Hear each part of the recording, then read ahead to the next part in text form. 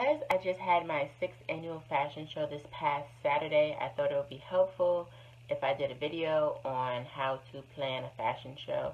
So I have 15 different tips on planning a fashion show. So the first tip is to decide that you want to have a fashion show and when. What date are you looking to have the show?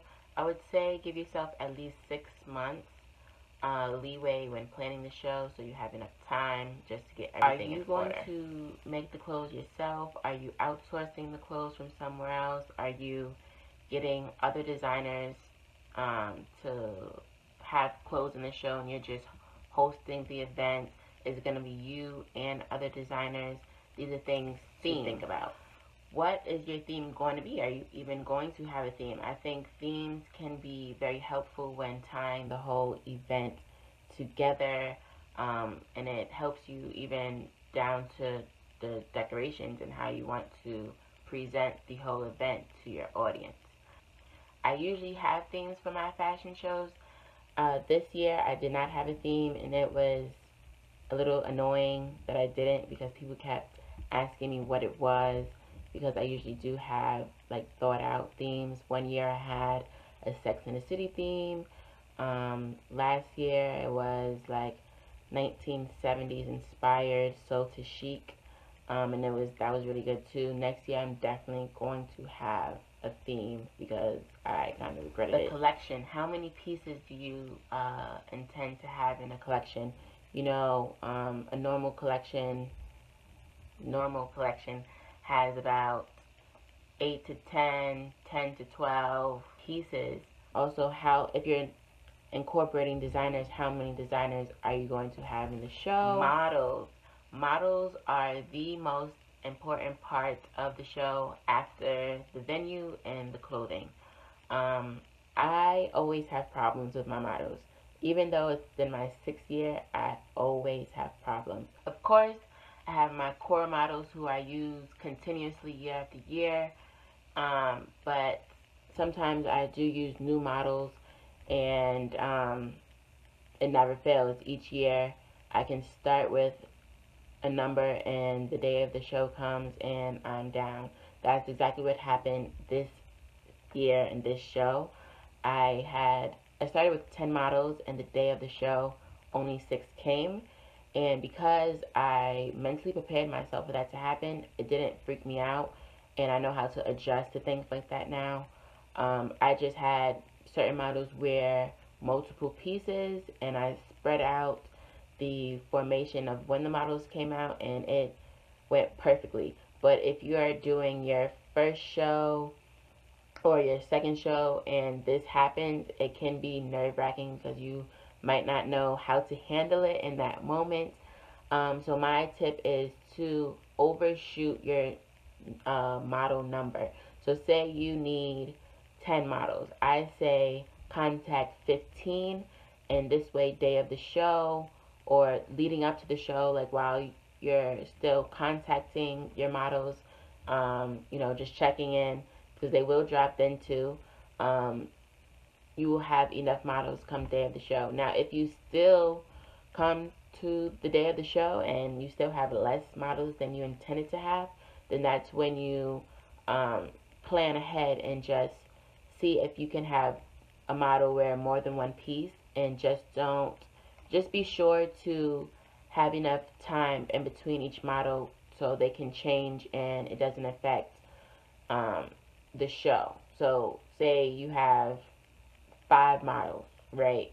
Then say the first model walks out and she has to change into something, make sure that she has at least 2 people in front of her so she can change. You can have time for error, time for something to happen. Like I know my show, we were backstage, it was the last look, and my model, her shoe was stuck. She didn't take off her shoe, so her foot was stuck and trying to get the pant leg up, and that cut like a couple seconds. And because the runway is so fast, you need like seconds are like they go by really quickly. So yeah, how are you finding your models? Are you using social media? Well, you can use social media. You can use friends. There are websites such as like Model Mayhem and Craigslist. I've seen ads for models on Craigslist where you can find people, you can have casting calls. I personally don't like having casting calls anymore. I used to do that, and I just found that I wasted money getting a venue, wasted money and time getting a venue. I would get a venue for a couple of hours. People would come late, and that would cause the actual casting to go longer than it was supposed to, and I would have to either book more time, or I would just have to be like, okay, this is it, and possibly have another casting call on another day, which again is wasting time and money. I just prefer to use my core models that I do have. I'm grateful that I do have a solid core of 5 models who are my go-to every show, every shoot. And then I utilize my network and I ask different people, hey, do you know of anyone who is interested in modeling, who is trying to get experience at all? And then, of course, friends. If you have pretty friends, if you have tall friends, friends who are in your niche in terms of body type, definitely use them. Yes. Sponsors. Sponsors is going to be something that you want to research way ahead of time before your show, because it can be tedious and hard to find sponsors for your show. Sponsors can help you get things that you may not want to pay for your show. Like, I know people get like food sponsors, they get alcohol sponsors, they get, you know, sponsorships for things that go in the gift bags, and they could be very helpful and help you save money. Promotion. How are you going to promote the show? Are you only going to promote through social media? What is your posting strategy? Are you going to have a team? Are you going to have like physical flyers? What times are you posting? How many times are you going to post? It's always best to have 10 different people post the same flyer than you, one person, posting the same flyer 10 different times. But you should also post the flyer 10 different times while you have 10 other people posting that same flyer. With promoting, I like to do visuals with social media, because people, you know, they like to see visuals, and it makes the show, like leading up to the show, a little more exciting that way. Rehearsals. How many rehearsals will you have leading up until the show? I normally don't do too many rehearsals because trying to coordinate everyone's schedule is very, very challenging. I would say have more than one rehearsal just in case everyone cannot make that first rehearsal. Then you can get the people who missed that last rehearsal to attend the next one, and hopefully have some people overlapping and they attend both. What I like to do is go to the venue a couple of hours ahead of time, day of show, and just do run-throughs before the show with the models, and it turns out fine to me. Do you have a team to help you, whether it's team to help you promote, team to help you sew, find designers, find sponsorships, day of show to help with setup and cleanup, etc., etc. And or gift bags. Will you have them? What will you put in them? How much money do you intend to spend if you don't get sponsors? The earlier you start your research on what you're getting for your swag bags and how you're getting them, the better. Budgeting. Budgeting is very important. So you want to figure out what's your overall budget and how you're going to break it down into these following. Decoration. What kind of decorations do you plan to have, and are you going to take the DIY route, or are you going to hire someone, photographer and or videographer? Will you have one? You should definitely have one to just document the experience and to get pictures of your event and pictures of the people, desserts, food, and refreshments. Again, are you planning to hire someone, like a caterer, someone to make them for you, or will you DIY it yourself, and or buy it cheap at like or will you buy it cheap at the supermarket? Who is going to be hosting the show? You can definitely take that reign, or you can hire someone. Social media is a great way to find someone for a cheaper price. Or you can, when you find a DJ, that is a part of their job as well, to keep the crowd engaged. So you wouldn't even have to technically get a host. Your DJ could be your host.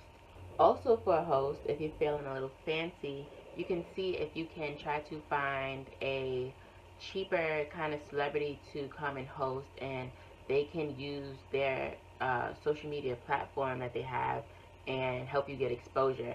I tried to do this one year, and I got a America's Next Top Model alum, and she came and she hosted it, but it didn't work out in my favor. She didn't really promote hard, not hard, but I think she only promoted it one time, and she didn't bring any people with her, so it didn't really help me in any kind of way. If I were to do it again, I would definitely make sure that I would have that person promote, and that their social media numbers were a good amount, and that they would actually help me get more exposure for my event and more ticket sales. A makeup artist, definitely make sure that you invest in a makeup artist. You could get away with not having a hairstylist, but makeup, you need to, I feel like you need to help present the clothing. It is all a look.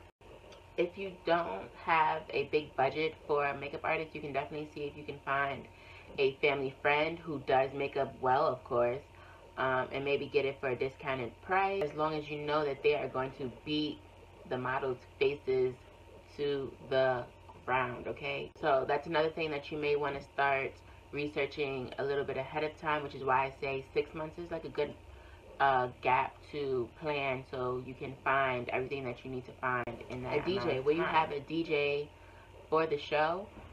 It's not always needed. Say if you're having your first show, you can always just have Pandora or Spotify playing a playlist in the background, but just make sure that you do have a premium plan and you don't have commercials playing, because that is gonna look tacky and you don't want that. Performances.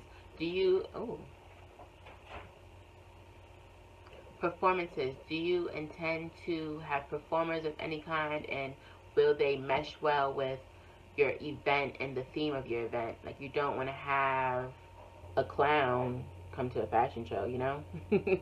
Other entertainment. Because a fashion show, the runway show, is going to be so short, you do want to have fillers throughout your event. So you can have maybe a photo booth, a cute little photo booth for people to take pictures in, maybe a henna station, things like that, to help keep your event going before and or after the actual runway vendors show. Will you have vendors for your event, and will you charge a vendor's fee? A vendor's fee is basically you charging someone to have a table at your event where they can sell or display their products or company to your event goers. This is a great way to help fund your event, and it can go towards your budget for things for the show. Venue. What kind of venue space are you looking for? How many people do you intend to come to the show? Location, like, I don't know, like where you are located, but what part of your city, state would you want to have your show? Does your venue accommodate chairs where you have to get chairs from outside? Will you be able to have food inside of this venue? Will they provide you with food and drinks? Will they allow you to have people pay at the door? Will they accommodate sound system? Can you have a DJ? Can you put things on the walls? Do they have a cleanup crew where you have to clean up? These are a couple of things that you may want to think about and ask when you are scouting different venues before the show. And this is like something that you should be the first thing that you start with doing, is looking for your. Thank you for watching this video. I definitely hope that this helps you in planning your show. I know when I first started, I would look all over YouTube and Google and try to find different ways to help me plan a show. If you have any questions, you can definitely comment in the comment section. And if you like the video, of course, give it a thumbs up. Bye.